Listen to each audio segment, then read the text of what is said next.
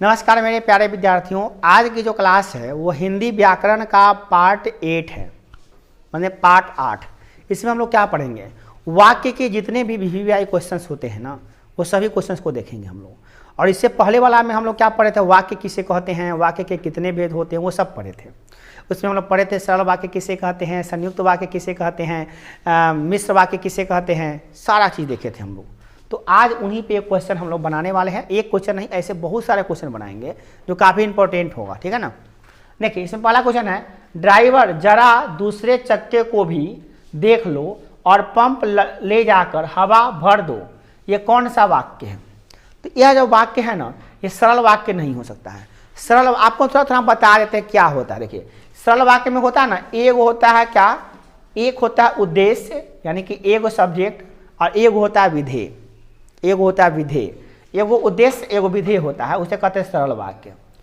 मिश्र वाक्य में क्या होता है, इसमें कोई एक होता है प्रधान उपवाक्य, एक होता है आश्रित उपवाक्य, दो उपवाक्य से जुड़ा हुआ रहता है। मिश्र संयुक्त वाक्य में क्या होता है, इसमें और, एवं, या, किंतु, परंतु इत्यादि से जुड़ा रहता है।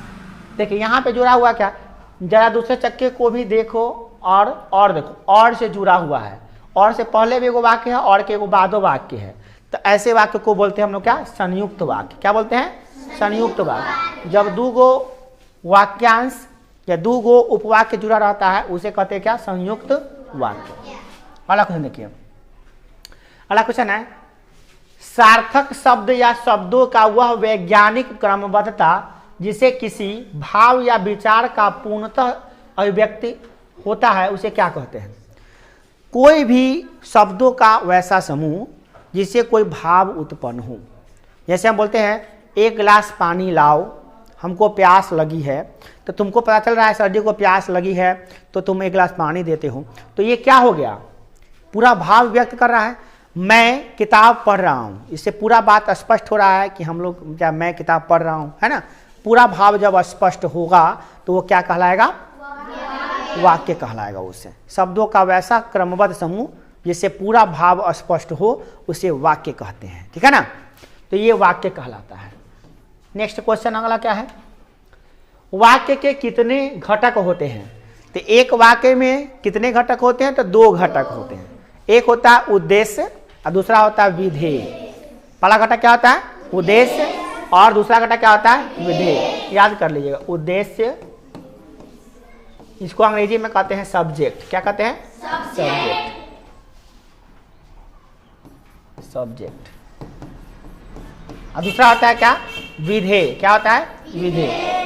विधेय कोई वाक्य बनता नहीं, दो चीज से बनता है, या तो उद्देश्य से, उद्देश्य और विधेय दोनों के मिलने से बनता है ये क्या, आपका वाक्य।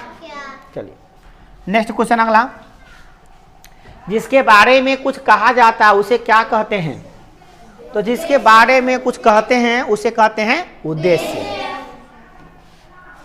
अगला क्वेश्चन, उद्देश्य के बारे में जो कुछ कहा जाता है उसे क्या कहते हैं, विधेय। जैसे देखिए, राम सीता को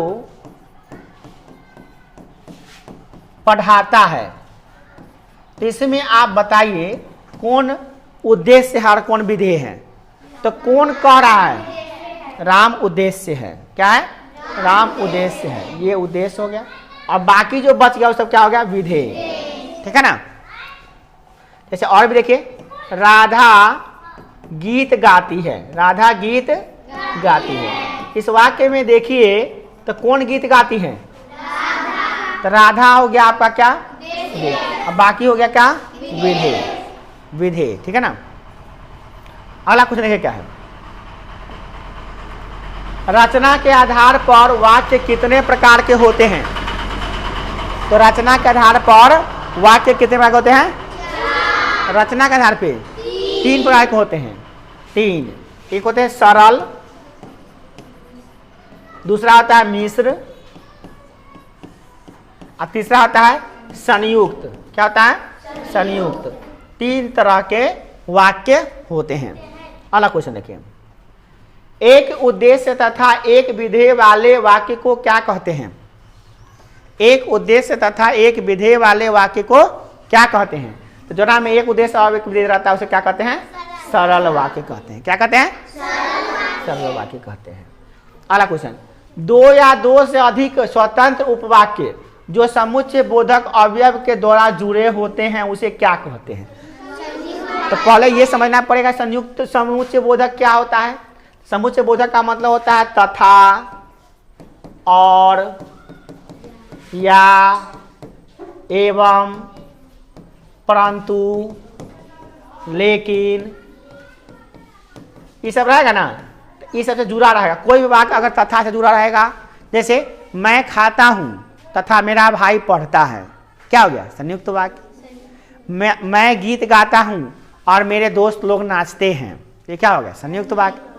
मैं पढ़ता हूं और मेरी माँ खाना बनाती है, क्या हो गया? संयुक्त वाक्य। दुदुक है, वो लड़का खेल रहा था, हम लोग, वह लड़का क्रिकेट खेल रहा था एवं हम लोग फुटबॉल खेल रहे थे, तो क्या हो गया? संयुक्त वाक्य है ना। वह खाता है या तो मैं स्कूल जाता हूं, तो इसमें क्या होगा? संयुक्त वाक्य। दूदू को रहेगा या से, था से, और से, परंतु से, लेकिन से रहेगा। समझ आइएगा भैया कौन वाक्य है? संयुक्त वाक्य। चलिए नेक्स्ट। अगला क्या है? एक प्रधान उपवाक्य हो और अन्य आश्रित उपवाक्य हो, उस वाक्य को क्या कहते हैं? हाँ, जो नाम एगो प्रधान उपवाक्य हो, क्या हो? एगो प्रधान उपवाक्य हो, एगो आश्रित उपवाक्य हो। अगर आपको समझ में नहीं आता है कि प्रधान उपवाक्य क्या है, आश्रित उपवाक्य क्या है, तो वाक्य का आप देख लीजिएगा, पार्ट नंबर 7 वीडियो में बताए हैं, ठीक है ना। चलिए, तो इसको वाक्य को क्या कहते हैं? तो ऐसे वाक्य को कहते हैं क्या? मिश्र वाक्य। याद कर लीजिएगा, मिश्र वाक्य। अब आपको तीनों आ गया है। सरल वाक्य में एगो उद्देश्य और एगो विधेय होता है। संयुक्त वाक्य में तथा और इसीलिए से जुड़ा हो रहता है दूगो। इसमें क्या रहता है? इसमें एगो प्रधान वाक्य रहता है, एगो आश्रित उपवाक्य रहता है। समझ में आ गया? चलिए अगला क्वेश्चन, अर्थ के अनुसार वाक्य के कितने भेद होते हैं? तो अर्थ के आधार पर वाक्य के 8 भेद होते हैं। कितने भेद होते हैं? 8 भेद होते हैं। 8 को हम लोग पढ़ चुके हैं वाक्य वाला में, है ना। चलिए अगला क्वेश्चन है, किसी बात को होने का बोध कराने वाले वाक्य को क्या कहते हैं? जिससे कोई बात होने का बोध होता है ना, उसे कहते हैं क्या? विधिवाचक वाक्य। क्या कहते हैं? चलिए नेक्स्ट क्वेश्चन अगला क्या? नकारात्मक वाक्य को क्या कहते हैं? निषेधवाचक वाक्य। जैसे मैं स्कूल नहीं जाऊंगा, वह खाना नहीं खाएगा, वह गीत नहीं गाएगा, तुमको रोना नहीं चाहिए, तो ये सब क्या है? निषेधवाचक वाक्य, नकारात्मक वाक्य। इसको क्या कहते हैं? निषेधवाचक वाक्य। अगला देखिए नेक्स्ट। अगला है, आज्ञा या अनुरोध का बोध कराए या आदेश का बोध कराने वाला वाक्य को क्या कहते हैं? नाम में आज्ञा वाला आ गया तो आज्ञावाचक आ गया, है ना। इतना हाल से समझ में आ जाएगा। चलिए नेक्स्ट क्वेश्चन। अगला क्वेश्चन है, प्रश्न जिससे हम, ध्यान सुनिएगा, आप लोग बोलिएगा नहीं, प्रश्न जिससे हम करते हैं ना, उसे कहते हैं क्या? प्रश्नवाचक वाक्य। प्रश्नवाचक वाक्य मतलब जैसे, क्या आप खाना खाए हैं? आप क्या कर रहे हैं? क्या वह गीत गा रहा है? वह कहाँ जा रही है? इस तरह का वाक्य जो है प्रश्न पूछता है, उसको क्या कहते हैं? प्रश्नवाचक वाक्य कहते हैं, ठीक है ना। अब देखिए, विस्मय, हर्ष, दुख, घृणा का बोध कराने वाले वाक्य को क्या कहते हैं? कहते हैं, उसको कहते हैं विस्मय, है ना। विस्मय माने विस्मय आदि बोधक अवयव, इसको कहते हैं, ठीक है ना। इसमें क्या आता है? जैसे वाह मजा आ गया, आह कितना सुंदर फूल है, वाह कितना पानी है, अरे कितना खतरनाक सांप है। ये सब जो है ना, ऐसे वाक्य को क्या कहते हैं हम लोग? जो ना से आश्चर्य लग रहा है, अरे कितना ऊंचा बिल्डिंग है, अरे कितना लंबा लड़का है, तो ये सब क्या है? समझ में आ गया। आश्चर्य का बोध हो रहा है तो क्या हो गया? विस्मादि बोधक आ गया। नेक्स्ट, तो इस तरह से हम लोग वाक्य को देख लिए, ठीक है ना। यही था आपका क्वेश्चन। और भी इसके क्वेश्चन है जिसको हम लोग अभी देखेंगे, ठीक है ना। चलिए इसको रोकते हैं थोड़ा सा। आप अभी देखिए 16 नंबर क्वेश्चन क्या कह रहा है कि इच्छा या शुभकामना वाले वाक्य को क्या कहते हैं? जिससे इच्छा का बोध होता हो वैसे वाक्य को क्या कहते हैं? उसको कहते हैं क्या? इच्छात्मक वाक्य। चलिए अगला क्वेश्चन देखते हैं हम लोग। अगला क्वेश्चन है, संदेहवाचक वाले वाक्य को क्या कहते हैं? जैसे संदेह, तो नाम से ही पता चल जा रहा है कि संदेहवाचक वाक्य होगा, है ना। नाम ही काफी है इसका। नेक्स्ट क्वेश्चन क्या देखिए, शर्त या संकेत वाले वाक्य को क्या कहते हैं? संकेतवाचक वाक्य। ठीक है ना, बहुत आसान है ये। अगला क्वेश्चन, निम्नांकित में कौन मिश्र वाक्य है, उदाहरण है, बताइए। तो हम लोग ये अभी बनाए हैं, आंखें खुली तो देखा सामने मेरी छोटी बहन खड़ी है। इसमें क्या है, ये आंखें खुली तो मैंने देखा मेरे सामने छोटी बहन खड़ी है। तो मैंने अपनी छोटी बहन को कब देखा, जब मेरी आंखें खुली। तो शर्त हो गया इसमें। शर्त एक्चुअली हुआ क्या है कि आंखें खुली तो मैंने सामने देखा, क्या देखा भाई, कि मेरी बहन खड़ी है। तो ये वाक्य कैसा वाक्य है, प्रधान वाक्य है। कैसा वाक्य है, उसको खड़ा करा दीजिए, खड़ा हुआ, ए क्लास में खड़ा हुआ, खड़े रहो, उसको हाँ, तू बैठो, तू खड़े रहो। ठीक है बुआ, तो ये हो गया क्या, प्रधान वाक्य, और क्या होगा ये, आश्रित वाक्य। ठीक है बुआ, चलिए अलग देखिए। अगला है, निम्नांकित में सरल वाक्य कौन है इसमें। तो सरल वाक्य वह होता है जिसमें एगो उद्देश्य और एगो विधेय हो, उसे क्या कहते हैं, सरल वाक्य, है ना। तो सरल वाक्य कौन है इसमें, वह बाजार गया, इसमें एगो सब्जेक्ट है, यानी एगो उद्देश्य और बाकी विधेय है, बस, बाकी सब नहीं सरल वाक्य, यही सरल वाक्य। ठीक है ना। आइए कैसे नहीं होगा, क्योंकि इसमें परंतु से जुड़ा हुआ है, तो कौन वाक्य हो गया, संयुक्त वाक्य। क्या हो गया, संयुक्त वाक्य, ये संयुक्त वाक्य है। इसमें ये तो हो गया सरल वाक्य, हो गया आपका सरल, है ना। तो देख लेते ये सब क्या है। ये क्या है, मेहनत करने पर भी मजदूरों को भरपेट खाना नसीब नहीं होता, ये क्या है, मिश्र वाक्य है। ये क्या है, उसने कहा कि मैं निरपराधी हूँ, उसने कहा कि, इसमें की से जुड़ा हुआ है, ये भी क्या हो गया आपका, उसने कहा कि मैं अपराधी नहीं हूँ।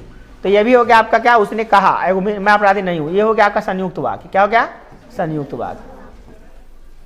समझ में आ रहा है, ये एगो सरल वाक्य है। ठीक है।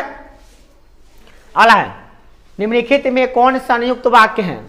तो संयुक्त वाक्य वह होता है जो किसी से जुड़ा हुआ रहता है। देखिए परंतु से जुड़ा हुआ है ना, तो यही हो गया संयुक्त वाक्य। ठीक है ना बुआ, एकदम आसान है। नेक्स्ट क्वेश्चन, निम्नलिखित में क्रिया विशेषण उपवाक्य कौन सा है। क्रिया विशेषण, जिसमें क्रिया की विशेषता बताया जा रहा है। प्रकाश, इसे आप नहीं समझ पाइएगा, फिर भी हम कोशिश करते हैं क्या आंसर बता, छोड़िए इसको, छोड़ दीजिए, अलग का क्वेश्चन है वो, अलग में देखते हैं। निम्नांकित में कौन सा निषेधात्मक वाक्य है जिससे मना करने का बोध है। निषेधात्मक माने कि नकारात्मक वाक्य कौन है, हाँ, परीक्षा में चोरी मत करो, तुमको मना कर रहे हैं, निषेध कर रहे हैं कि क्लास में हल्ला मत करो, है ना। चलो नेक्स्ट क्वेश्चन। अगला है, निम्नांकित में कौन सा निषेधात्मक वाक्य है। तो वही है, परीक्षा में चोरी मत करो, वही वाला क्वेश्चन में आ गया। अगला है, निम्नांकित में कौन सा संकेत सूचक वाक्य है जो संकेत दे रहा है। संकेत कौन सा दे रहा है, जिसे संकेत मिले। यदि वर्षा हुई तो मैं नहीं जा सकूंगा, यही संकेतवाचक वाक्य है। इसमें संकेत क्या दे रहा है कि मैं कब नहीं जा सकूंगा, जब वर्षा हुई। यदि वर्षा हुई तो संकेत मिल गया कि ये नहीं जाएगा, वर्षा ना हुआ तो जाएंगे। ठीक है ना, इस तरह से। अगला क्वेश्चन, कल कौन आएगा। अर्थ के दृष्टिकोण से कौन वाक्य है, कल कौन आएगा, प्रश्न पूछ रहा है, तो प्रश्नवाचक वाक्य है। जिसमें प्रश्न पूछता है उसे क्या कहते हैं, प्रश्नवाचक वाक्य। चलिए नेक्स्ट क्वेश्चन, अगला देखिए क्वेश्चन क्या है। बैठ कर पढ़ो, आज्ञा दे रहे तुमको, बैठ कर पढ़ो, बैठ जाओ, बैठ कर पढ़ो, बैठ जाओ, है ना। आज्ञा दे दिए तुमको, बैठ कर पढ़ो, ऑर्डर दिए, तो क्या हो गया है, आज्ञावाचक। ठीक है ना। चलिए नेक्स्ट क्वेश्चन अगला। राम पढ़ता है, इस वाक्य में कौन सा उद्देश्य है। तो जो सब्जेक्ट होता है, जो जिसके बारे में कुछ कहा जाता है, उसी वही होता है आपका क्या, उद्देश्य। तो राम हो गया क्या आपका सब्जेक्ट। ठीक है ना, उद्देश्य।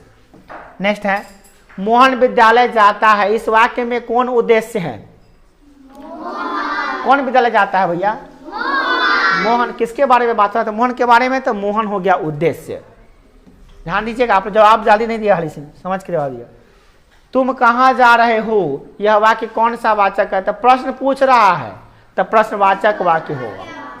ठीक है ना। चलिए अगला क्वेश्चन है आपका, वहां जाओ, वहां जाओ, ऑर्डर दे रहे हैं, आदेश दे रहे हैं, तो आज्ञावाचक वाक्य हो गया। नेक्स्ट क्वेश्चन, ये बताइए दिए हैं, ये वाला तो आपको पहले ही बता दिए थे। तो यही क्वेश्चन था आपका वाक्य का VVI questions. Thank you for watching. जय हिंद, जय भारत।